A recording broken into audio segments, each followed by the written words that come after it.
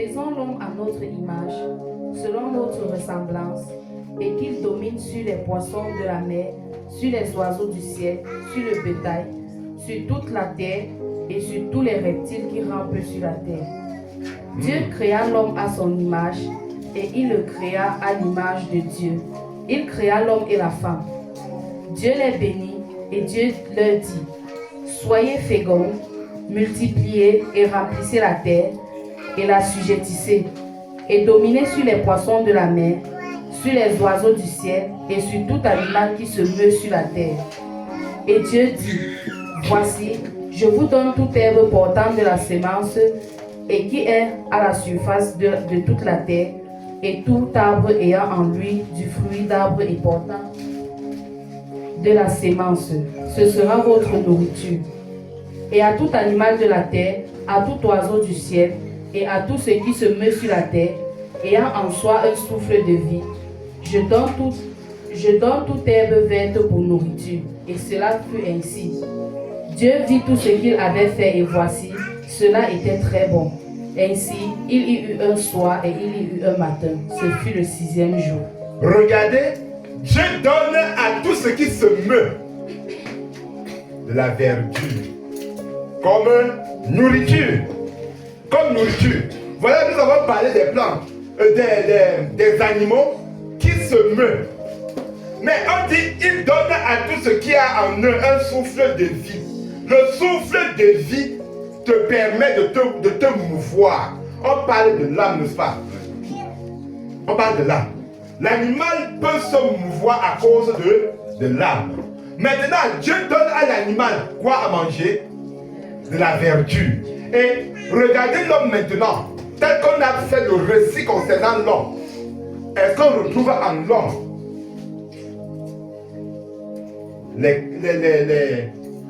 on peut appeler ça quoi? C'est les critères d'être vivant. Donnons les exemples.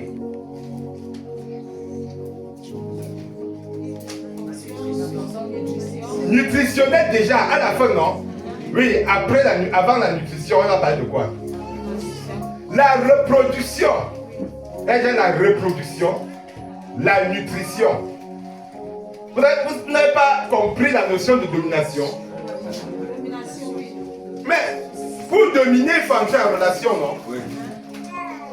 Vous voyez que la fonction de relation est à l'intérieur. Donc, l'homme, on vient de décrypter que l'homme a en plus du corps que nous pouvons toucher là, une âme. On dit une ou âme? Une âme, non? N'est-ce pas? Et c'est ça qui donne à l'homme la capacité c'est-à-dire de pouvoir apprendre et connaître, à pouvoir dominer.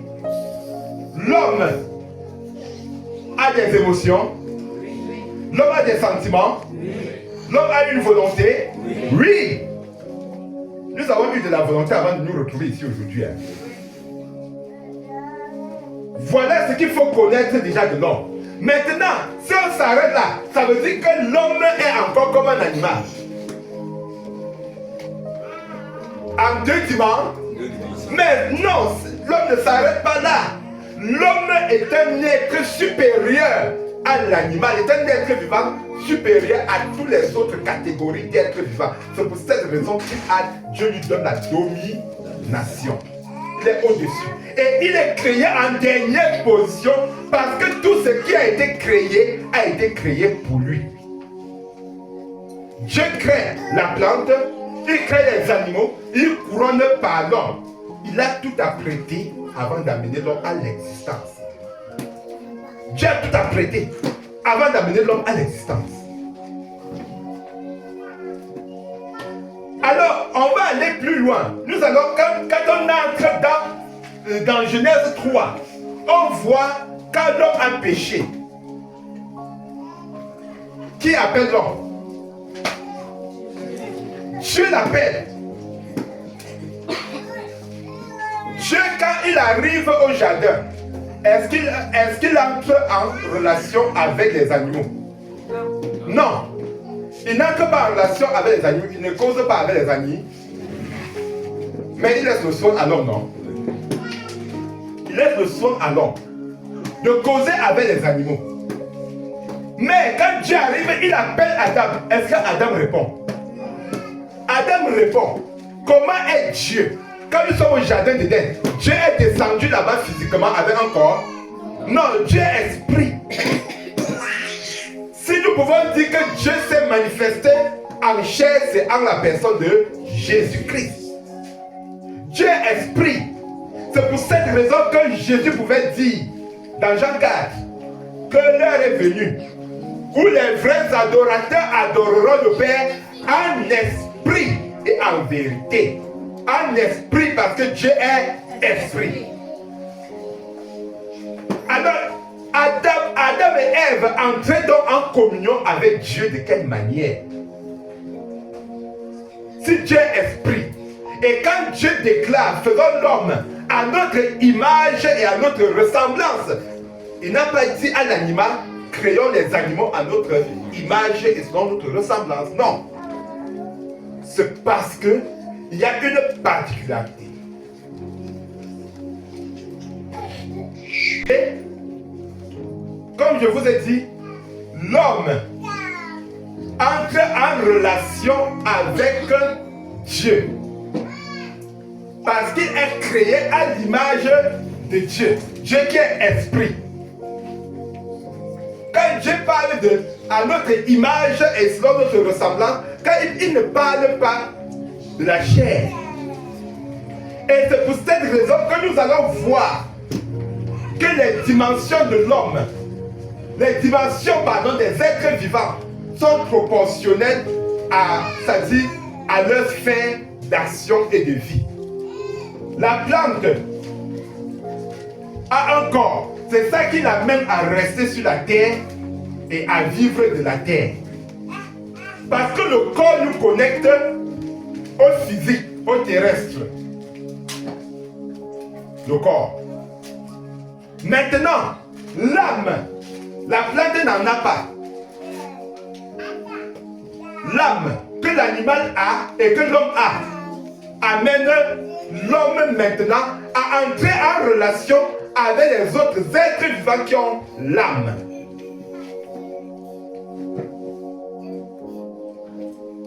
Maintenant, l'homme a ce qu'on appelle l'esprit, que l'animal n'a pas. C'est pour cette raison qu'on parle de l'homme en 3 dimensions. L'homme qui est composé d'un corps, d'une âme et d'un esprit. L'homme a donc cette particularité que l'animal n'a pas. Et comme j'ai parlé du corps, la plante a le corps, l'animal a un corps, l'homme a un corps qui lui permet, donc qui leur permet, ces corps-là leur permettent d'être dans le domaine physique, sur la terre. Sans le corps, personne ne peut rester sur la terre. Quand le corps meurt, qu'est-ce qui se passe? Ça va pourrir et retourner à la terre, non? Quand la plante pourrit, ça retourne à la terre. Quand l'animal pourrit, à la terre. Maintenant, l'animal n'a rien d'éternel en lui. Pourquoi? Parce qu'il n'a rien qui ressemble à Dieu en lui. L'animal n'a rien qui ressemble à Dieu en lui. Il n'y a que ce qui ressemble à Dieu qui peut amener quelqu'un à être éternel. Quand il dit être éternel, ce n'est pas éternel sur la terre. Déjà, n'est-ce pas? Parce que vous allez voir que quand la plante meurt, c'est fini. Quand l'animal meurt, en réalité, c'est fini. Mais l'homme a un esprit qui va le connecter désormais au monde spirituel. Ça veut dire que si l'homme est connecté au démon, c'est à cause de son esprit. L'homme est connecté à Dieu. Les démons sont des êtres spirituels, non? L'homme est connecté à Dieu. Par rapport à quoi? Grâce à son esprit. Grâce à son esprit. C'est l'esprit qui est l'être éternel. de l'être vivant, ou bien la dimension éternelle de l'être vivant. Maintenant, l'homme ne meurt pas en laissant son âme. L'âme de l'homme est rattachée à son esprit. L'âme de l'homme est rattachée à son esprit. C'est pour cette raison que là où tu te retrouves après la mort, sans ton corps, les émotions sont toujours là. Prenons l'exemple du riche. Par rapport du riche et du pauvre Lazare. Le riche était dans les tourments, mais il sentait la douleur. Pourquoi? Les émotions, ça dit l'âme est là, non? Le centre des émotions. Le centre des sentiments. Mais il avait quand même une volonté là-bas. Il pouvait souhaiter que qui pouvait encore me ramener même sur la terre. Je change ma façon. Je pourrais même accepter Jésus. Parce que quand tu meurs là, ça dit, les tourments peuvent t'amener à dire que qui m'amène sur la terre et je change ma manière de faire. Or, dès que la mort est là, si ce n'est pas le miracle de la résurrection, tu ne pourras que subir ton choix. C'est pour cette raison qu'on demande aux gens de faire leur choix étant sur la terre. Ne pas attendre la mort. Parce qu'après la mort, tu n'as plus un choix à faire. Le pauvre, le riche, va dire, si quelqu'un pouvait aller même sur la terre parler à, la volonté est là. Mais ça ne te sert plus à quelque chose. Parce que ce que tu penses là, ceux qui sont sur la terre ne sont pas au courant. Ils ne sont pas au courant. Ceux qui sont sur la terre pensent toi qui es là-bas, tu n'es pas au courant. Parce que tu n'es plus connecté au monde physique. Parce que ce qui te connectait au monde physique est gâté, est pourri. C'est mort. Je ne sais pas si nous comprenons, mes frères et sœurs. Ça se comprend bien? Maintenant, nous avons compris la dimension de l'homme qui le rattache à l'être suprême, Dieu, l'esprit. L'esprit de l'homme.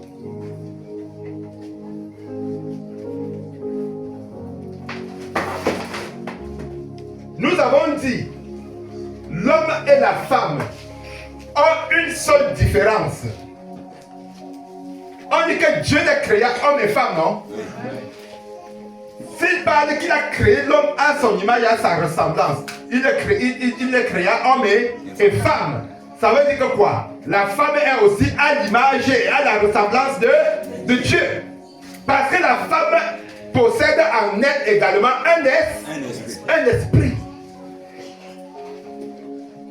Un esprit. C'est quand nous allons parler de la chute que vous allez comprendre maintenant ce qui s'était vraiment passé sur l'homme.